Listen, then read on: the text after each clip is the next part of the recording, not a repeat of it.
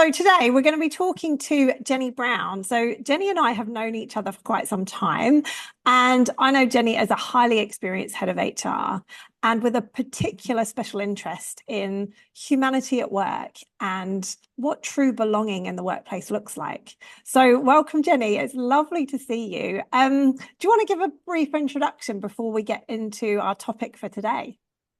Thank you, Gillian. Brief introduction was probably just what you've said, but also I've got a brain that's very curious and making a lot of connections, and often those connections comes back to what it means to be human and how we all could be better humans and what that means for how we work and how we live. Absolutely.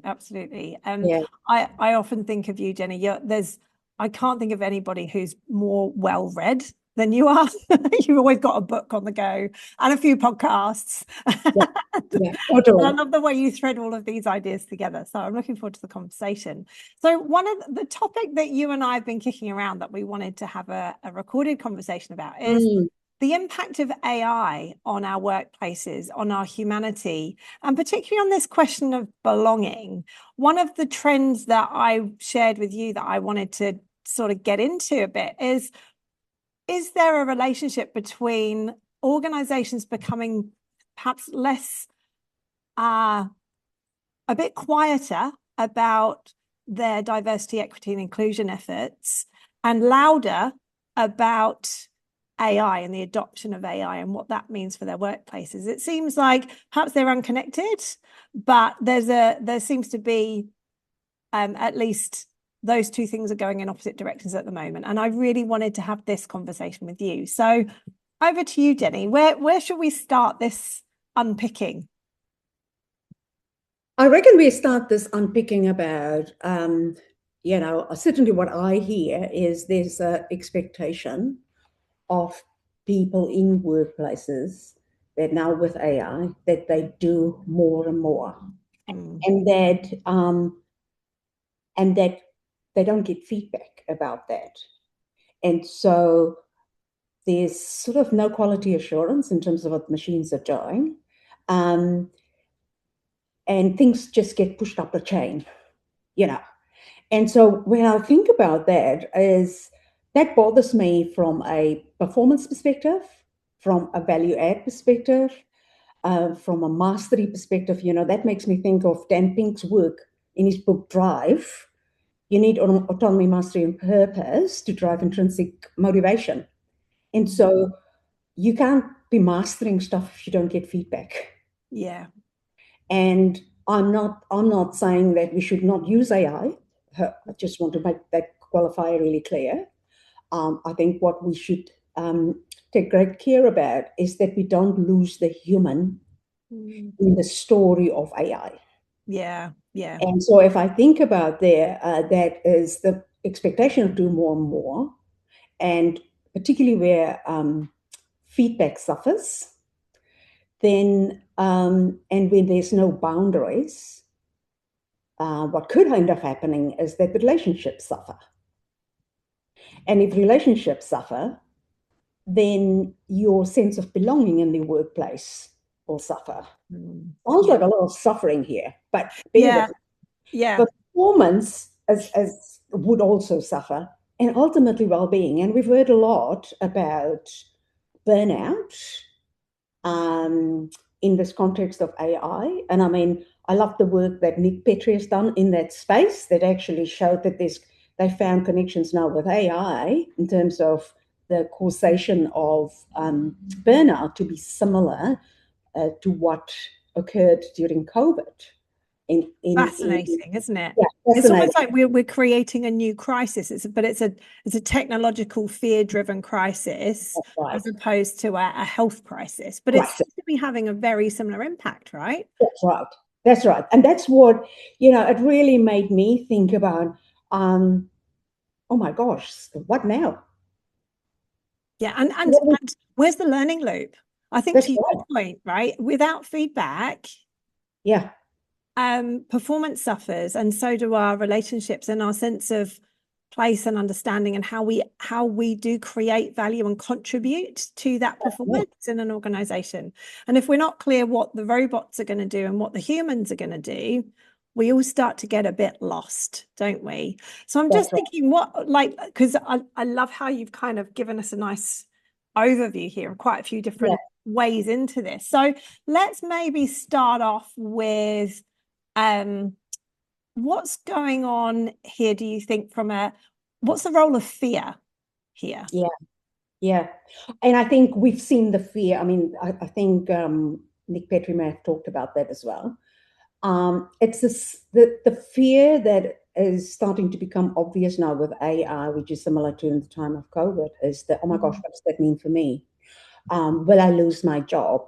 Will I have a job one day? And actually, just the other day, I was listening to a podcast where this thought leader was talking about it would be really helpful if we stopped talking about the robots will take all of our jobs. He reframed it as, yeah, there's some repetitive stuff that the robots will be able to do, but it's often not entire jobs. So it's more helpful to actually talk about which activities will be done by robots or AI. But what is the stuff that will always be human? And zone in on that, because the whole taking the job, that is part of what's driving the fear. I think you're right. I think that you're right. And there's the anxiety and the fear of losing your job, or at least a big chunk of what you currently do, to a robot that does it much faster, much more accurately, you know, at zero cost, or, you know, zero marginal cost, pretty much. That feels quite palpable to people, doesn't it? And it's kind of driving the fear. So in terms of the human element, bringing what is it that humans do? How is your understanding around that evolving as part of this conversation around the role of AI and the role of people coming together for our organizations and the value that we create? Yeah, I think there's still a lot of work being done in that space. But what I've picked up so far is as humans, we need to zone into the things that makes us human, like, you know, critical thinking, systems thinking, staying curious, asking better questions, you know, include people. I mean, coming back to, oh my gosh, I can't even remember when Dan Pink wrote that book, but it is probably one of the books that's my go-to in so many conversations. Because what if you think about autonomy, you know, how in this environment of uncertainty, where people are fearing for their jobs, do you bring back the autonomy or dial that up? Absolutely. And it comes down to whether people feel that they have some control over their lives. And, you know, if you think about the work that you do, Gillian, in terms of work rhythms, instead of going, thou shall work such and such, I think it creates an opportunity to give some level of autonomy to people to actually co-design how that work rhythms can play out, and still bring, you know, the outcomes to the organization that they're after.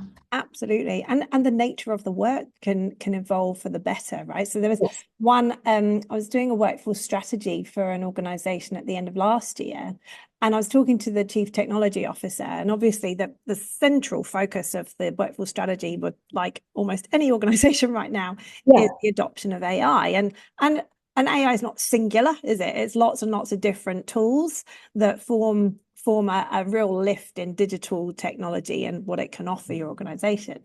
And so she and I were talking through that evolution, you know, and it needed to happen at pace like everybody else. And in terms of the workforce element, she was saying exactly what you're saying, that actually it's curiosity that we need across the entire workforce. She called it data curiosity. So that the way that we interrogate these systems, these you know, kind of complex data sets that we can now access, and they can respond almost immediately to us. but they need to respond to something. And so if there isn't the human interaction with our AI systems, they're not going to deliver anything. I was talking to someone just today, and I said to him, it's a bit like having your air fryer sitting on your workbench in your kitchen. It's only useful to you if you interact with it. Otherwise, you've invested in it, it's taking up space, and nothing else changes. In fact, you just have to work around it. It's the same thing with these digital tools, right? We've got to stay curious with them, interact with them, and only then can we both start delivering the value and the promise that comes with AI. That's why all these exec teams and boards are investing in this AI, right? It's because they're expecting to get a return, but it's not just going to happen. You don't want the proverbial air fryer sat there. I love your analogy of the work of the air fryer. Sorry to anyone who's got an air fryer. But I was also thinking, would the air fryer make the mince patty and get it out of the fridge? No, you need your there was something today about a robot that won the half marathon. Did it, broke all the records. And I was listening to the sports commentator, and he said, we can do this, but should we? Like, why? Should we? Like, what's the point in having a robot win the marathon? It's like, is that interesting to anyone? Totally. And there's Dr. Joy, who wrote the book, which I can't remember now, but she looked at it from you talked earlier about diversity, equity, and inclusion. And she's done a lot of studies that actually show that these robots are not smart enough yet. Particularly, like, they identify a Black woman as an animal. And she has put herself in front of a robot. She's a Black woman, and the robot didn't recognize her as a human. And then she took a mask, those facial masks that you can pay. Oh, yeah. She put a facial mask on, sat in front of the robot, and the robot said she's a human. So the reason I point that out is these things are not perfect yet. Oh, goodness. And I don't hear a lot of conversation about Dr. Joy's work and what that means for diversity, equity, and inclusion in the workplace. Yeah, that's so. What does that mean in the future in terms of recruitment? If we are going to get the robots to shortlist people for a job, are we going to exclude the people with darker skin because they don't recognize them as a human? Yeah. God, that's shocking, isn't it? Yes. And so there is, and I think because there's still a lot there, that just demonstrates the point even more about curiosity. It does. Like interrogating, right? Yes. The critical thinking, like you're saying. I think that's right. When one of my earlier concerns around, when it was a few years ago, and there were, the algorithms were starting to come into the conversation about how decision making was going. I was thinking the trouble we've got with the machines is they can only ever look backwards. Totally. Surely the creative endeavor of human nature is to imagine a future that's completely different to our past. And can we expect a robot to do that? I don't think so. That makes me think of Brené Brown and Adam Grant in a recent episode of the Curiosity Shop podcast, where they promote the idea of Premortems. Oh, I love that. Yes. And so what they're saying is, if you've got a piece of work coming up, gather your people, and ask them, what are the questions that we kind of need to ask?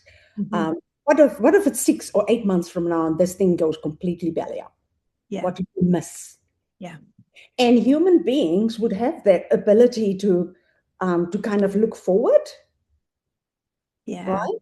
Yeah. And they have started to see some value in that, and there's evidence of things turn out better when you take the time at the front, because us humans can anticipate future.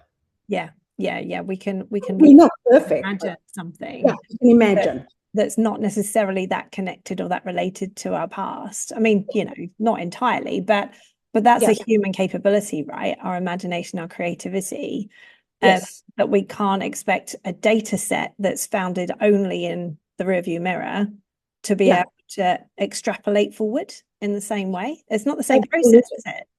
Absolutely. And so what I'm also thinking is, what is the kind of stuff that we need to do to work more on our ability to work with uncertainty and ambiguity? Yeah. And that's in our lives and in workplaces, because we live in an uncertain world, and I think we've always lived in an uncertain world. I think with all of the big things we've navigated of recent times with COVID and now AI, I just feel like it's amplified. Yeah. But it doesn't mean we don't have the ability to either do it or to level up on it. Yeah. Yeah. And, I also think it comes down to what is acceptable in an organization in terms of culture and behaviors. We work in this new context of AI and humans and be better humans. What is the behaviors we want to see? Yeah. And what do we do when we see the behaviors? And what do we see when behaviors are incongruent? Yeah. What do we do? How do we respond? You mean? How do we respond? Yeah. Yeah. And I think the how do we respond then comes down to, particularly where it's incongruent, how do we get better at actually have conversations?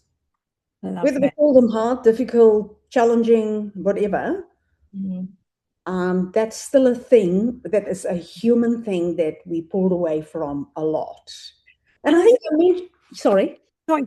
Just to reinforce what you're saying, I think your point about how the pace at which we're expected to work now, and the value people are anticipating and expecting in terms of performance and productivity, the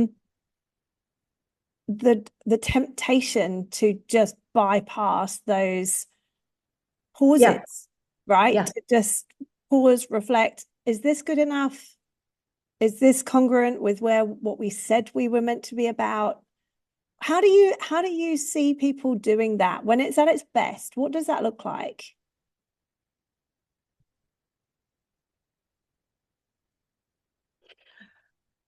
When it's at its best is when you, I mean, there's so many examples that's going through my head, but without being too specific. Sometimes you have to slow down to speed up. Yeah.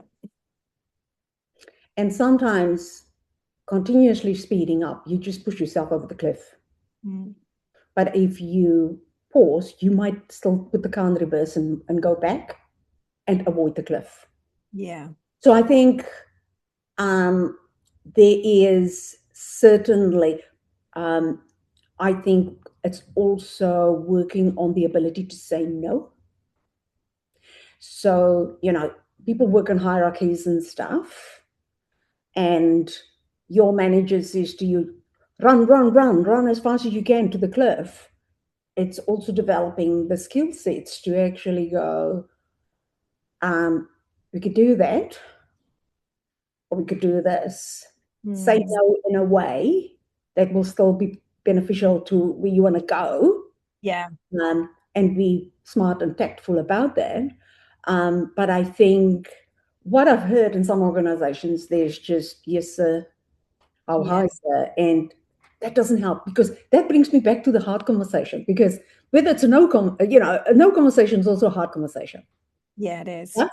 Because in this context, right? When everyone's expecting fast, go hard, go fast, keep moving.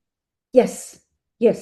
And so what organizations can do is actually create the space for people to say that. To say, can we just have a conversation here about this direction that we're going in, or how fast we are going? Yeah. And particularly, and at the end, as this technology, or the adoption of this technology and the proliferation of it is so, it's still in its younger days for most organizations. I know there are exceptions, but most organizations are still nascent with their maturity at working with this new technology, right? And so when something feels new to most people, going fast is potentially the cliff, isn't it? Right. And so if it's kind of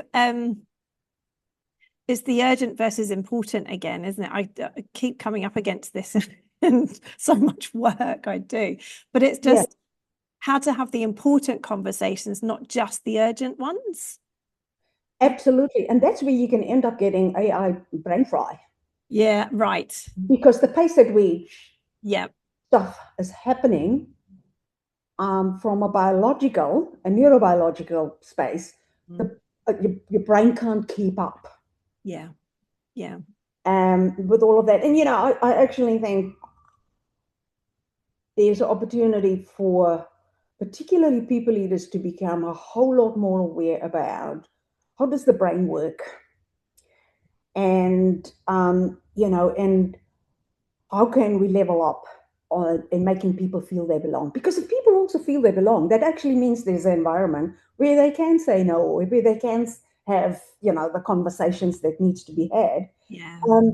And I genuinely wonder about storytelling.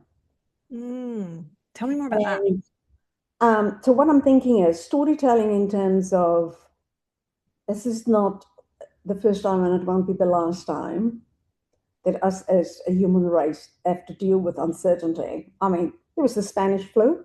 Was it before or after the World War One?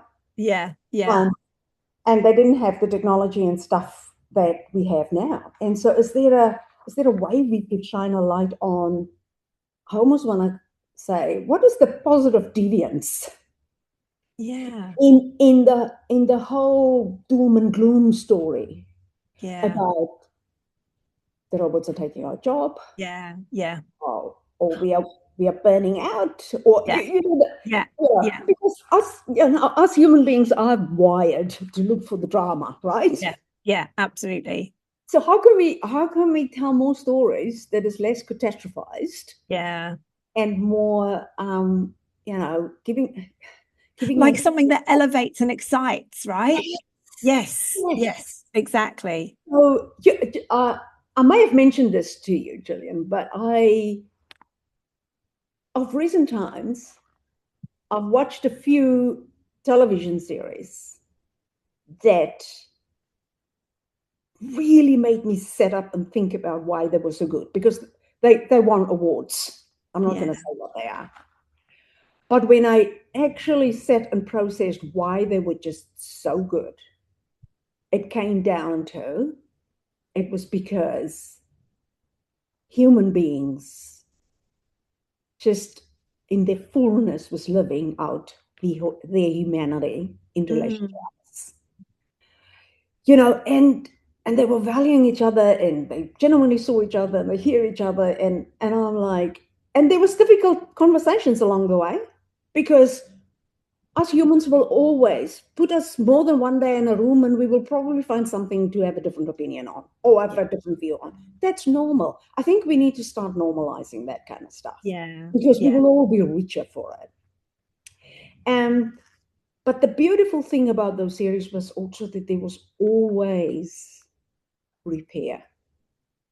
So where there was a difficult conversation or a fight or whatever, there was, people came together and they repaired the relationship. And how often, like how infrequent is that in a workplace? Tell me about families, right? We do it with our kids, but do we do it with colleagues in the same way? I can say with my hand on my heart, no. I love that, Jenny. I think that's really important, especially as we're all learning something brand new together. We're going to get it wrong. We're going to stumble. We're going to fall over. We're going to say this way. And then all of a sudden, oh, no, sorry, dead end, other way. Yeah. And so if you think about that, how do we get better at saying sorry? How do we get better at owning our part in the story? How do we get better sitting with discomfort? Yeah. Because that is something that we all still struggle with. Yeah. You know? But it's that stuff of being better at humans. I don't think there's anybody that could put up their hand up and say, I'm the perfect human being. No, we're all finding our way through it. But that doesn't mean we can't be better than what we were yesterday. Yeah. Yeah. And tomorrow build on today. Yeah. Yeah. And that's the stuff that really excites me. Oh, that's so lovely. Wouldn't that be Yeah. so nice if we could have both of these conversations simultaneously? Oh, totally, totally. And sort of I love the work that you're doing because that speaks to working to people's intrinsic motivation. Yeah. People want to contribute. Mm. They want to do a good job. I genuinely believe that. It's about getting the conditions right for people to enable them. I mean, I don't know how we're doing for time, Gillian, but honestly, I could still talk about Nick Petrie and Yeah, I know. I was just thinking it was such a lovely note to end on, actually, with when you were saying about, the storytelling and that deeper sense of humanity, the repair work, the learning, the deepening of our yeah, relationships. yeah. I just love that. Thank you. Awesome. And I also think that organizations really need to double down on their purpose. Why are they doing what they're doing and making it clear into the future so that people genuinely feel connected to that? Yeah. And as much as we pay attention to AI into the future, we have to double down and paying attention to our people. And I think, do you know what? Going back to where you began, like around is about thinking about activity, not about jobs. I think this relates to purpose, right? Because if you've got purpose, at the moment, the way you deliver on that purpose is by a certain set of activities. Yeah. And if you start to think about, all right, well, that set of activities, at the moment, we're delivering that with all of our resource. If we can deliver those activities with less resource, that means we can deliver more of our purpose through the people and the technology coming together. And so we start to now be able to offer to our clients, our citizens, our whoever we serve as an organization, whatever our the recipients of our purpose, whoever those people are, we can just offer more, because who hasn't got a list of things or demands from their clients, their customers, that they would dearly love to be able to deliver on, but at the moment they're just not resourced to do it.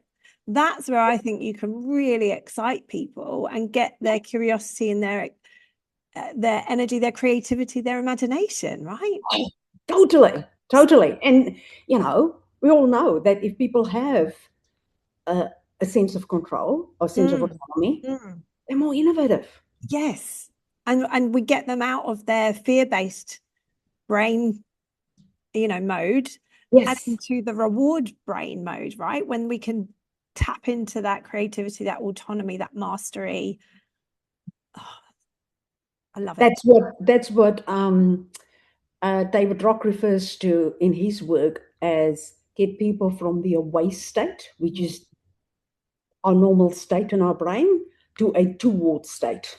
Yeah. And I love that because it's towards a possibility state, towards innovation, to doing things differently, to do things better. And it just feels exciting, isn't it? Even as we're talking about this now, I'm like, yeah, let's go. yeah. Who's with us? Oh, that's brilliant. Thank you, Jenny. Hey, look, if people want to get hold of you, how can they find you? On LinkedIn. Great. Jenny Brown. Jenny Brown. Find her on LinkedIn. Easily can be found there with the red top on. Excellent. And I'd really encourage people to read what you've been writing about belonging in the workplace. It's beautiful. Yeah. And very practical as well, which is a lovely combination. Awesome. All right. Thank you, Jenny. Thank you, Gillian. Cheers.